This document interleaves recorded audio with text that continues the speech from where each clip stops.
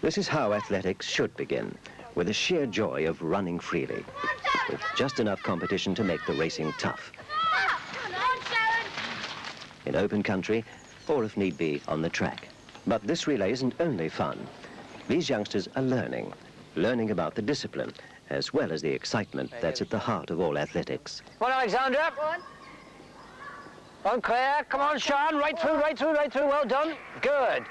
Well done, Claire. Well finished. At this age, there's plenty of enthusiasm, and it's this eagerness that the good coach can capture and direct. Remember, that's going to be a tough uphill run, that.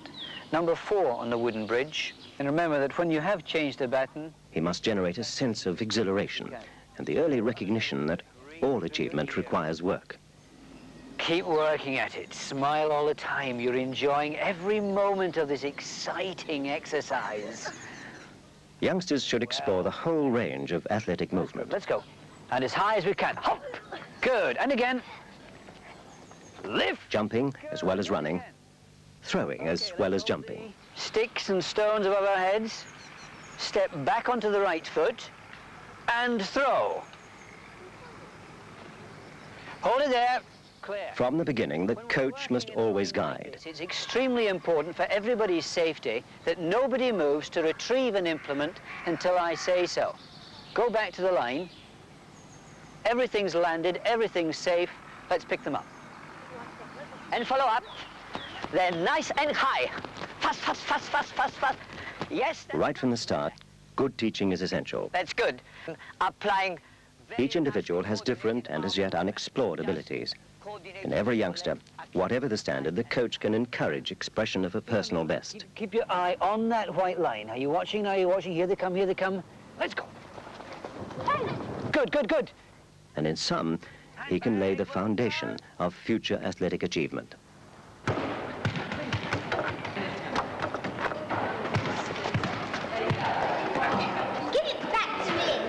At this early stage, teaching is quite different from training devised for senior athletes. Teaching youngsters must begin by stressing basic movement. They should be taught the fundamental elements of techniques rather than their finer points. At least 4 passes. Well done, good. That's it, come on quickly, look into the space, Nicholas. Good, Vanessa. Come on quickly. Well done, Annie. In throwing, for example, there is a basic pattern of movement. Even for 11-year-olds, the coach can begin to develop this. Right, now we're going to use the ball for some proper throwing against the wall. She breaks down the basic throwing action into its component parts. First, a simple overhead throw. Over the head, so arms right back. And we're trying to see that we're using... She introduces the idea of lift of the whole body. The lift begins with a drive from the legs. Far back as you can take it, drive right the way through. Right, now let's see if you can do exactly the same. Lots of lean back and really drive through. Lovely. You come through, take the ball each time back to where you threw from originally. Good. Bend the back leg a little bit more. All right, Ray. She teaches that in throwing, the athlete uses the rear leg to push weight forward onto the front leg. She explains how the whole body must be used in the throw, not just the arm, as beginners sometimes think. The action begins with the body weight supported by the bent rear leg. For this particular part of the throw, take the ball back and you're going to drive through from that bent back leg onto the front leg. Okay, watching again, make sure our toes are facing front, get the back leg bent as much as we can. Really bend it as much as you can. That's it, lovely. Let's get the feet right. That's it, lovely. Okay, remember which foot's in front and really drive up. Forward, that's good, Wayne, lovely. You can drive up off it. So let's just make sure that we get the feet in the correct position. Now the full movement. We're now going She takes the ball right back. Her hips turn quickly as weight is transferred forward. As we transfer the weight onto the front foot. Okay, so watching again carefully, get the feet face in front. The hips rotate. The front leg extends, adding lift to the whole body. The top. So we're now actually bringing the hip action into the throw in itself, transferring the weight onto the front. Right, let's move quickly into positions. Right, get your feet in the right position to begin with. Youngsters should learn this is the movement that produces the drive in all the throwing events. Body weight must start over the rear foot. The rear leg extends, driving the body forward. The front leg drives the body up. The hips, then the trunk must turn before the shoulders. For Olympic medalist Daley Thompson, the same rules apply. He too balances his weight over his bent rear leg. Then he turns, first hips, then trunk, then shoulders as he unwinds forward and upward into the discus throw.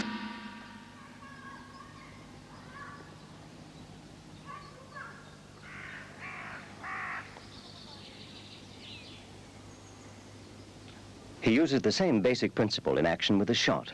As before, the weight of his body goes down onto the rear foot. Then he rotates, transferring the power forward. His front leg adds to the upward drive, lifting his body. His arm pushes the shot up and away.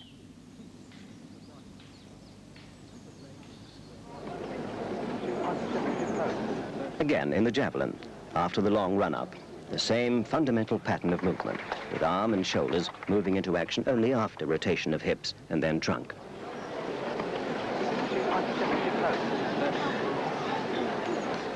This basic movement is best taught young.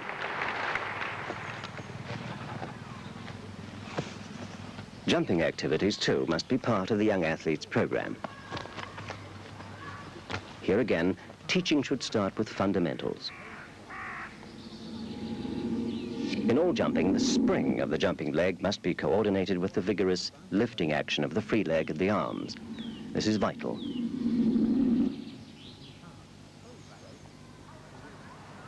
Exercises like this give youngsters a feeling for the essentials of takeoff.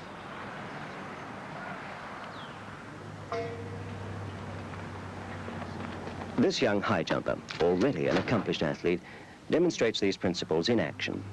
The run-up provides momentum.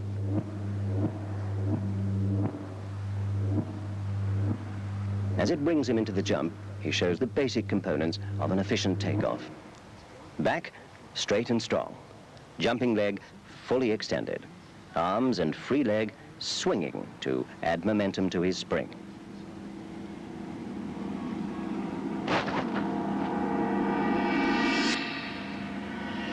In all jumping events, the back is held straight at takeoff, and as in the triple jump, the lift from the free arms and leg adds swing to the vigorously extended jumping leg. The technique is different, but the basic components of good takeoff are the same for Keith Connor as for the high jumper.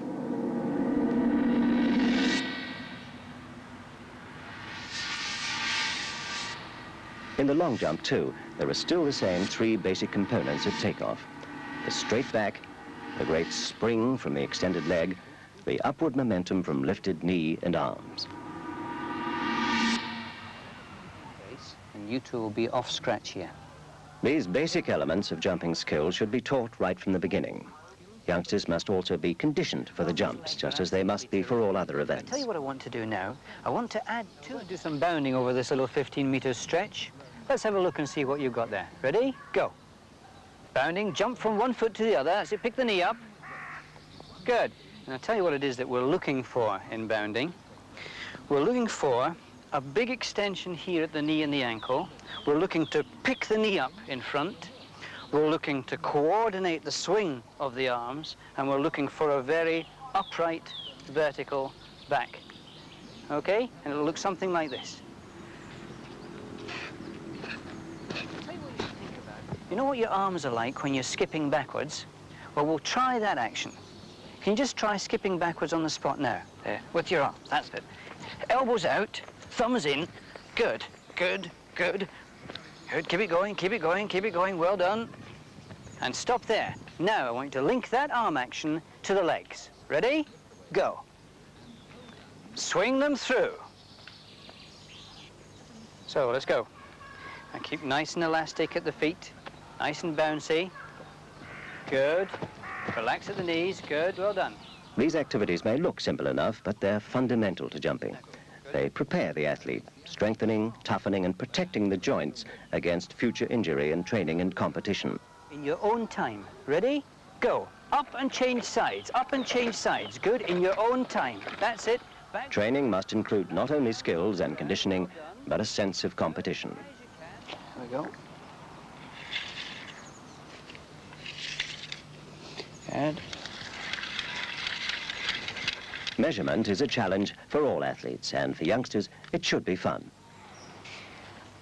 A whole series of informal competitions can be devised by the coach to encourage jumping, for height and here for distance. Very good. 1 meter 80. Next. Youngsters will eagerly compete against themselves as well as against one another. In the jumps decathlon, a series of competitions for jumping, hopping and bounding, competitors score points for each attempt. They then can chart their progress as they write results in personal record books. This gives each a personal incentive and aim to improve his or her own jumping performance. And Daniel. Oh, a world record. 5 meters 54.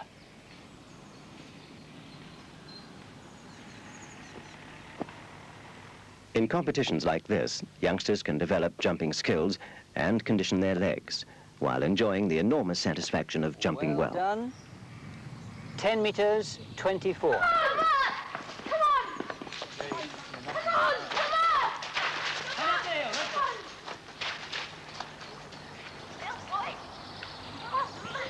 Running is natural for all young human beings, but to run fast and competitively, the natural action must be refined to produce an effective technique. Okay, running nice and high in, good relaxation. Okay, away you go. Keep those shoulders straight. David, chest forward. In sprinting, the coach must first aim to develop the fundamentals. A strong, driving action. A long, powerful stride with high knee lift, balanced by an equally powerful arm action and an upright trunk. There are many ways in which the coach can develop the basic components of this sprinting movement. A simple rope harness, for example, can help teach the vital driving action of the sprinter's legs. Go. Keep the technique good, that's it. Push the ground away. Well done. Ready? Another simple device for the same purpose, to teach youngsters the feel of the drive forward. Great. On your marks. Set. Go. Go. Go. Make it good, Tracy. Make it good.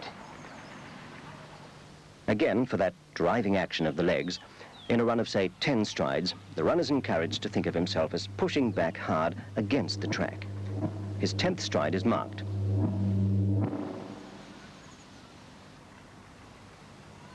Now, another 10-stride run, still concentrating on pushing away the ground behind him. This time, there's more drive. When the distance is marked, he's run further, which means he's also run faster. Keeping the knees high, we'll move forward very gently. The coach can use other exercises to develop the feeling for correct posture and knee lift in sprinting. Now, we're going to try a sprint drill here for high knees and running tall. So let's try that then. First of all, running on the spot, keeping the arms in. Gradually let yourselves move forward. Keep coming forward, keep going, lean forward and off. Well done. Good. Technique can also be learned by imitation, by watching senior athletes on the track and watching film of first-class sprinters. These two internationals show all the basic components of good sprinting. Powerful leg action, with the back leg extending and the feet pushing hard against the ground. High knee lift. Arms matching the driving action of the legs. Trunk held tall.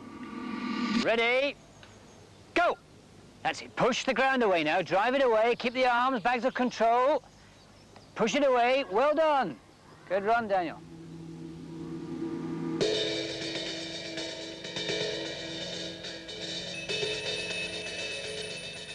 All training should be geared to a youngster's stage of physical development. Before puberty, children have a wonderful capacity for mastering physical skills.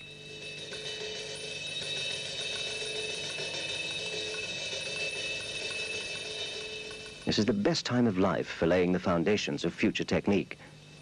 It begins about the age of 8 and lasts until 11 for girls and around 13 for boys. Okay, hands up. Let it grasp the wrist. Nice and relaxed now, Robert. Down. Great. And go. Well done, that's it. Later, when adolescence brings a multitude of physical changes, youngsters lose much of this earlier ability. Coaching must adapt. All right, let me first of all give you a hand through it. For example, mobility exercises become important.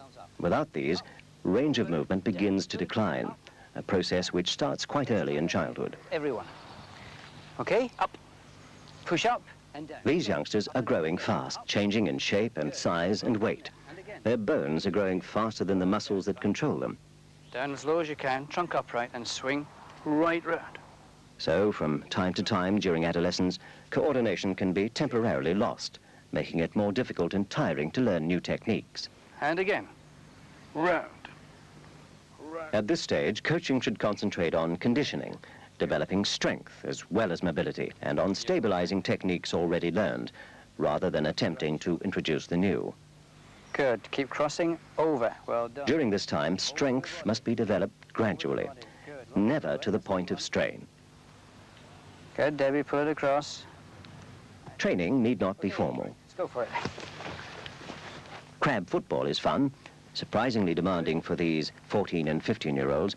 It's another way of developing basic strength and endurance. Oh, come right out. A long, long arm. Better.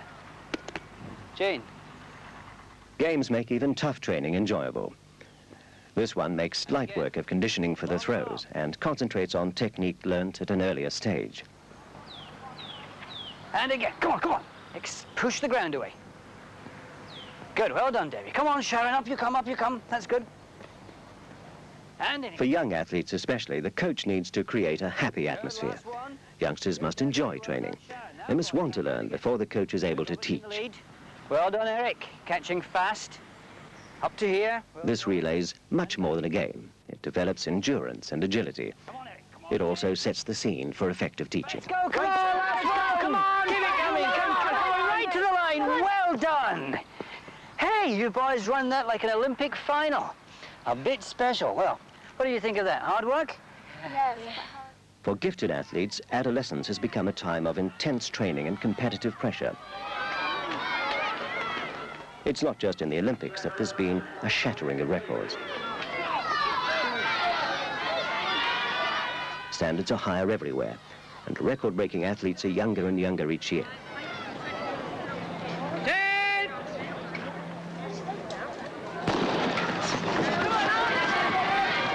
But success may tempt the athlete and the coach to go beyond a youngster's safe physical limits. This can do permanent damage to the growing body. Competitive sport is exciting, but it's also very stressful.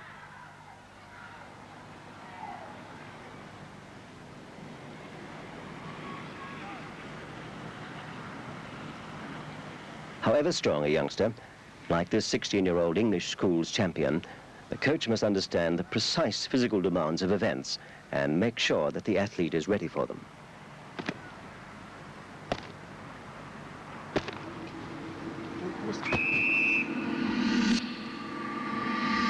The action of international Frank Atto, for example, shows just how great the shock to the knee and hip joint of a triple jumper can be. His is a very tough event, but all events, including running, have their own particular stresses.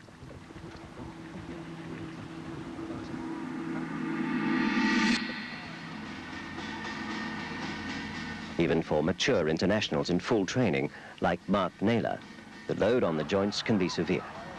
For juniors, without adequate preparation, it can be dangerous. Analysis of the high jumper's action illustrates the stress that training must prepare for. Here too, shock to the knee during takeoff is tremendous. Many times the body's weight. Stress in this event is all the greater because different forces act on the jumping knee in different directions. For the Fosbury flop, he leans as he runs, putting pressure on the side of the knee on impact as the jumping foot lands. His leg compresses like a coiled spring as thigh muscles pull on ligaments at the kneecap. He is also rotating, putting shearing stress across ligaments and cartilage. The combination of these forces, when the knee is flexed and most vulnerable, can cause many kinds of knee injury, unless training has been sound and a warm-up routine followed religiously every time. For example, as the muscles contract for the jump, it's possible for a tendon here to be torn away from the kneecap. The muscle, ripped away from its point of attachment, bunches up in the thigh, as shown in this hospital picture. This damage is serious and could be permanent. However, if care is taken of the young athlete, this injury and many others can be avoided. Athletes in all events are subject to stress and damage. If talented youngsters are to fulfill their promise, they must train, like 16-year-old Femi Abejide, to strengthen and protect muscles and joints. For the junior, though, exercises must be light. Until he's fully grown, he needs to train differently from the senior athlete. A senior, here bounding over hurdles, can take a much heavier training program.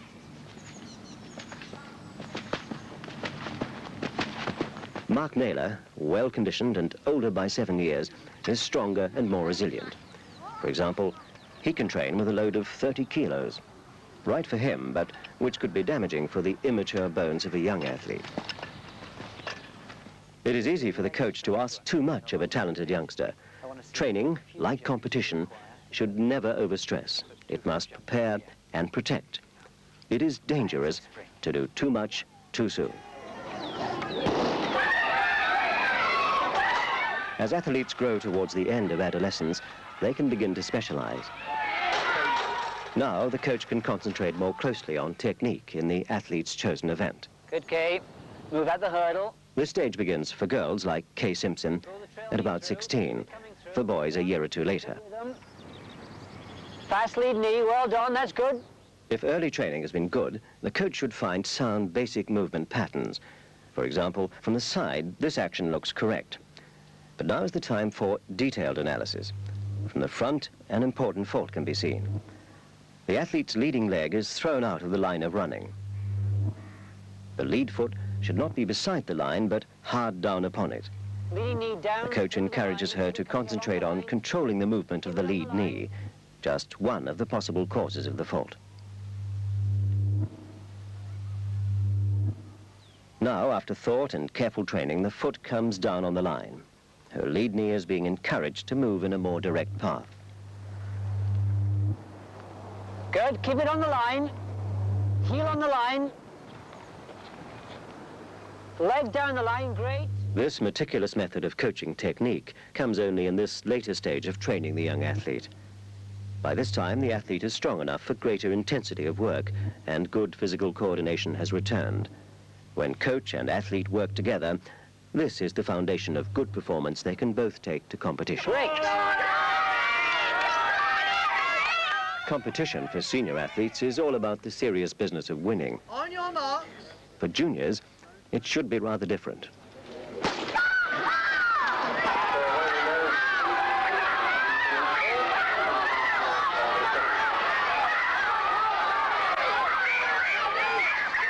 At this age, they're not yet ready for the severe pressure of adult competition.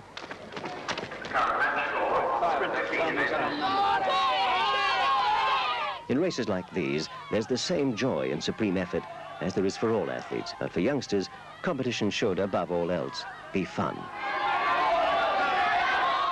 It's the exhilaration of taking part in what, for the coach, is a long-term plan that draws these youngsters on to their best performance.